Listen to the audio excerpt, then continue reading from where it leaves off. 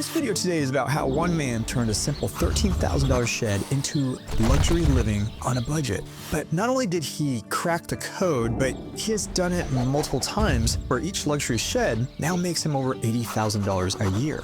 But how exactly does someone even stumble onto an idea like this? Today, you're going to meet Eder, the mad genius who traded his cushy Houston city life for 10 acres in Texas Hill Country and turned a few sheds into a thriving six-figure business.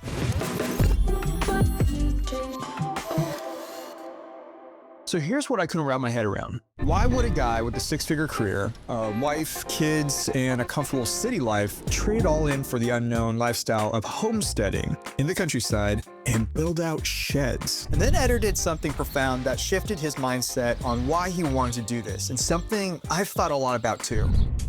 It was a number of things. We were right in the middle of the pandemic, and I was running a business in Houston that had nothing to do with this. It was a technology business. And I got tired of that life. And after meeting with Eder, I found out that he was actually a successful entrepreneur who built a B2B audio business in Houston. It was him, his wife, two young kids living the American dream inside the city. Kids were going to school, Eder was working on his business and leading his team with his wife working and holding down the fort. Life, all things considered, was simply amazing. Why in the world would he want to change it? Why risk his high-paying position at his own company, his lifestyle that he and his wife worked so hard to create for their family? I was getting that company to a decent size, and that meant I had to have managers to help manage all the people, and I had a sales team, and that gets to you. And then he started exploring to me how he and his wife loved to travel. They've actually lived in multiple countries and they speak 5 or 6 different languages. But the slow creep of careers, kids, and just daily responsibilities began to overtake their lives, and they started to fall into a droll routine. They began missing those simpler days when they used to travel around. They had more time for each other and less chaos of city life. So they decided to start looking for a place outside the city to switch things up, but still close enough to a city to get groceries and other things that are just more convenient when you're closer to a city. And honestly, this was the scary part. Walking away from that super secure paycheck, building the business inside the city, and betting on something totally unproven for them. His friends thought he was absolutely nuts. And I found out even his wife hesitated at first. But there was one big twist to the plan. They also wanted whatever property they found to make them money. So they started searching. But as you can assume, it wasn't completely smooth sailing. They literally looked at dozens of different cities and areas and even toured properties that were overpriced, too remote, or needed way more work and infrastructure than they could actually afford. Which got me to ask, how did Eder even find this location, and why would he want to build here? I had an idea of what I wanted, and then watching your videos, you put a name to it, which was the Golden Triangle. Right. And I'm like, yeah, that's what I'm looking for. So basically, we wanted to be kind of separate from the city a little bit, to have that segregation, but we wanted to also be close to some type of activity, hiking or the Blue Hole, which is popular here in the area. You talk about this 30-minute circle where you can find all your activities, and I was looking nationwide, and I kept coming back to this place. Like Wimberley had everything in an even smaller circle. So yeah, it was easy. I mean, I was already here in Texas. We loved the area. I had been with my wife a few times. So that's where we ended up looking. The kids like it too? Yeah, they love it. So that entrepreneurial spirit in Eder really helps him do his research. But here's what didn't make much sense to me when I was sitting down with him. If he'd go anywhere in the world, speaking 5, 6 languages, why did he zero in on this one tiny town in Texas Hill Country? Well, after spending a lot of time getting to know Eder, something was very clear about him. He was a great entrepreneur, and great entrepreneurs often have to balance on an edge between what they enjoy doing and matching it with what the world wants and needs. The Japanese call this ikigai. This is where you identify what makes you feel alive, what you're talented at, what the world needs, and what the world is willing to pay you for. It's a process to help you find your life's purpose. But it can also be used to help you make business decisions. Eder was on this journey and deep in research. And as he balanced what his family wanted with what his future guests would want, he kept coming back to Wimberley and Hill Country. You see, he had family roots in Texas. His business was also in Texas. They enjoyed the climate, but it wouldn't be too harsh of a change for his family if they stuck relatively close by. But just as important, there were many great locations that were drawing in millions of visitors each and every year close to him. Now, this is absolutely massive. There's a little bit of luck finding something like this so relatively close to them. I think it's about maybe a 2.5, 3-hour drive. But they did something that we call the Golden Triangle. So we're about to dive deeper into the numbers on Eder's project, especially now that he's in phase 3 of his overall big plan, about 2.5 years into it. But there's something that most people miss. One of the biggest wins from his property wasn't just the cash flow, it's actually the tax savings. And we're not just talking about a couple thousand, we're talking about hundreds of thousands of dollars back just from buying and investing strategically into his land. And the super crazy part is that this is actually a very common tactic in the short-term rental and land development world. So with tax season right around the corner, my good friend and business partner, Rob Abasola, and I are hosting a free workshop on November 26th for subscribers and followers. We're breaking down the exact strategies that help people like Eder build profitable properties and wipe out huge chunks of their tax bill. Rob and I do it every single year. And sometimes it's not even just a couple thousand. Like I said, it's tens to hundreds of thousands of dollars back in refunds. Now we'll be taking your questions live, hook you up with some freebies just for showing up, and then obviously taking through some of our properties, both mine and Rob's, and then some of our other members. Registration link is down below. Only 500 seats are available. I think we're probably down to like 325, 300 right now. So grab your spot before they're gone.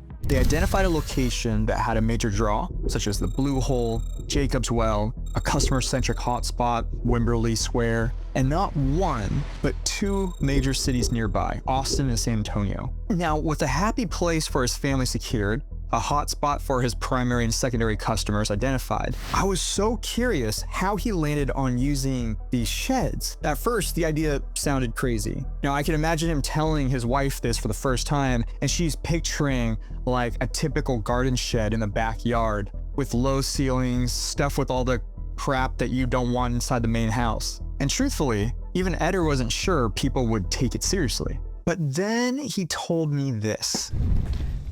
Oh, nice. This is gonna be hard. But how do you decide this? Like, there's so many different options: container, tree houses, airstreams, domes. How'd you settle on like a tiny home like this? I looked, this is my proof of concept, right? I have no background in construction. I have no experience with any of this.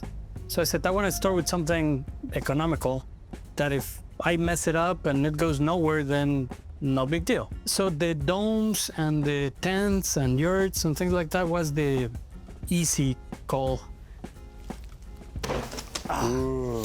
So that was easy, but kind of looking around, it was not appealing to me, the experience. Right. There's a few yurts here in the area, and I stayed at a couple, I stayed at a dome. I didn't like it personally. And I said, if I'm gonna build something, I need to like it first.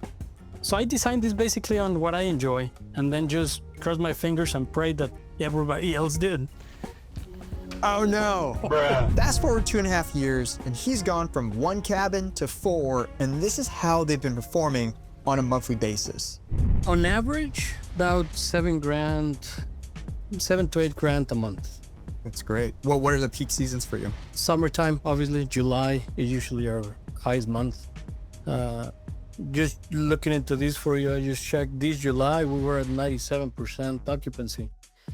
So here's the rub. Eder's property spans over 10 acres, and it's all relatively flat land. And he has planned and marked out up to 10 total units on this piece of land, including some communal space that we'll talk about later. He wanted to break it up into multiple phases. So for his first phase, he wanted to do a cost-efficient concept, just to make sure that he's on the right track. But less expensive doesn't necessarily mean easy. He still had to figure out septic, utilities, and how to transform a prefab kit, a shed, into something that guests would actually pay luxury rates for, which is very smart. Now, he may be an experienced entrepreneur, and he has definitely done his homework, but he's not willing to bet his life savings on an unproven concept. Not yet anyways. So he wanted to do something inexpensive, but he knew he'd have to lean into other factors in order to optimize his success, which you're gonna see here in a second. Now, Eder also told me that he actually thought about building out another entire large house, like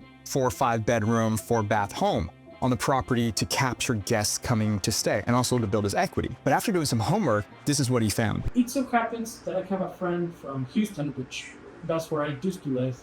He started with the big house first. He built a big house, and it's really nice big house, 3-story, like nice. And then he built 5 cabins that he just finished a month ago. When I asked him, hey, what's your experience with that big house? He said, look, this area is not great for big houses. Because of that, he has to lower his rates. And he thinks that because most families and groups are really only traveling during the weekends, it doesn't make much sense to dump that much money into a full-size house to have it sit empty most of the week, because he wanted to capture the guests who had more flexibility. Think solo travelers, pairs of friends, and couples. And of course, using $13,000 shed was by far the cheapest route and build option. And it was kind of like a halfway prefab cabin because it shows up in a kit and then installers can literally put it up in like an afternoon or a day. Now, everything so far was sounding really good, but I knew one of the biggest struggles most people have with these types of projects is zoning and permits. Of course, this is where most people get absolutely crushed. Even if you find the perfect spot, zoning can kill the whole dream before you even start. So definitely don't buy property before you look into this. So how did Eder pull it off? Cities and counties can be really restrictive about this kind of stuff, especially when you're trying to build tiny homes made out of sheds. So that was something that one of your videos touched on this, and I think that's when you were, I don't know exactly when you were buying your property where you have the containers and all that, but you were talking about staying out where there is no zoning, or make sure you can build. So that was a big checklist item for my realtor. Make sure it's an area where I can build whatever I want, and this property right here is right like 2 minutes outside of the city limits. How long does it take for you to drive into the main area here? To 10 minutes. 10 minutes. To Wimberley Square. And then how long to the main Jacob's Well, right? 15. 15. And 10 minutes to the Blue Hole. And we have a winery right behind us, which is the Wimberley Winery. And surprise, surprise, Eder already thought of that and identified his property as unrestricted, which means he doesn't have to fall into typical county regulations. The only things he needs permits for are utility related. So think like electrical, septic, well water, that type of stuff. Otherwise, he could pretty much build anything he wanted. I love Texas for this reason. Nice. So by this time, I'm thinking the obvious question that any normal person would be asking the minute that you hear luxury garden shed. I needed to know how the heck he planned on attracting young couples and travelers to pay $300 to $400 a night to stay in a garden shed. Eder had it all figured out. He had to strategize on how to get people to stop scrolling and book with him instead of going somewhere else, which there was plenty of other options. His answer was design. Okay, but seriously, how do you still convince people to pay luxury prices to stay in a shed, even if it's designed really nicely? This was the part I was most skeptical about. A shed is still a shed. So again, how do you make it feel like a $300 or $400 a night stay? Well, Eder, I found out, did 5 very specific things to make sure that at the launch of the shed got him all the attention he needed. First was that he plays with scale. So oversize one thing, especially in a space this small. It's a shed, it's not that big. So when you first walk in, you walk into a giant king-size bed. It dominates the space, right? It grabs your attention, feels luxurious. Second is layered lighting, which brings out the emotional architecture. So there's lighting in the kitchen, the windows, the doors, over the bed, and overhead, and then lamps. Third is he uses negative space to let things breathe. The space is a relatively small square footage-wise, but it feels large because of the high 12-foot ceilings. Fourth is blur the boundaries with the outside, or nature, and texture. The doors and windows open up directly into their own private oasis. You heard me right, a private fenced-off area with grill, games, pool, sauna, fire pit, and even an outdoor shower. And then fifth is anchor the space with one bold gesture, the wow factor. And for Eder's space, it's the giant green plant wall behind the bed that grabs the attention immediately. But here's what I wasn't expecting that really showed that Eder went above and beyond. Most micro resorts or landscape hotels just have their units lined up next to each other, for scalability. It also makes it a lot easier for like running utilities than just planning. Yet it conducts one of my biggest cardinal sins. Guests always want privacy with three things: sight, sound, and smell. Eder had a really creative way of creating that privacy, even though his units were fairly close together and on a flat piece of land. So no matter how far you put them away, on the 10 acres, you could still see somebody else. He literally built mini fortresses. He walled off each of the units so it had its own private oasis inside the walls. So guests could actually be completely closed off from the rest of the property and the world if they wanted to. This was absolutely brilliant and shows he really is stepping into the shoes of his primary demographic, the couples. Okay, color me impressed. At this point, I had one big question. Was this just a pie in the sky project and idea, or was it actually making serious money, and how? This is what he shared with me, and it wasn't all sunshine and rainbows. Shortly after he bought this, property taxes spiked a few months later after closing, and their fixed period costs jumped $1,000 a month. Yeah, one of the downsides of Texas. It's relatively high property tax. Now, if bookings didn't come in fast, this could have sunk them. So they bought the property for $850,000. The mortgage, insurance, and taxes started at $4,500 a month, but went up to $5,500 a month after the new tax assessment. And it cost about $100,000 to bring in all the infrastructure to the rest of the property so he can expand. And then each unit cost approximately $90,000 each. Now, at the time of me recording this property, it's valued right around $1.4 million. So with his down payment and money into the property that he's invested, he's got $500,000 of his own money into the project. But now let's look at the rental numbers. When I spoke to Eder, he was hovering between 70% and 100% book rate, depending on the season and the month. But he's averaging around $7,000 a month per shed, or about $84,000 a year. Multiplied by 4, and we get $336,000 a year in revenues. Essentially, just one of these sheds pays for his entire property's fixed monthly expenses. But once you take out all the expenses of the property, which includes the operational cost, is about $11,000 a month. Eder is profiting around $204,000 a year. But here's the cherry on top. Cost segregation and bonus depreciation on all of this will net him another approximate $300,000 in tax savings, and his equity will continue to climb from the already $550,000 in appreciated equity that he's already gained. And his profits will get his initial $500,000 initial investment back in approximately 2.5 years, or basically the same exact time of this updated video. So he's put $500,000 in, he's made $850,000 back, and now he's profiting over $200,000 a year in a place for him to live and his family to live their dream life. Now remember, this all started because he and his wife felt stuck in a routine in the city.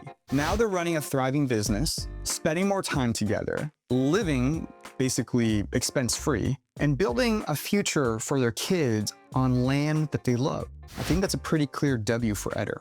But the real twist? He's not even close to being done. His next move might actually double his profits. Now, Eder has much bigger future plans, which includes a pool, pickleball court, and of course, new doors. He's actually in the process of building out doors number 4 and 5 right now. And in full disclosure, my team and I were behind the scenes helping him research and putting this project together. So when I tell you that this strategy works, it's because we've done this hundreds of times, not just with Eder, but with hundreds of other clients. And if you'd like to personally work with us, where we guarantee we can find you profitable property and teach you how we do it, I got the link to my calendar just down in the description. And if you're not ready for that, at least join our free community where you can hang out with me, Rob, and other like-minded people. If you'd like to see more videos like this one about Eder or somebody else inside our community, throw me a comment down below and subscribe to the channel.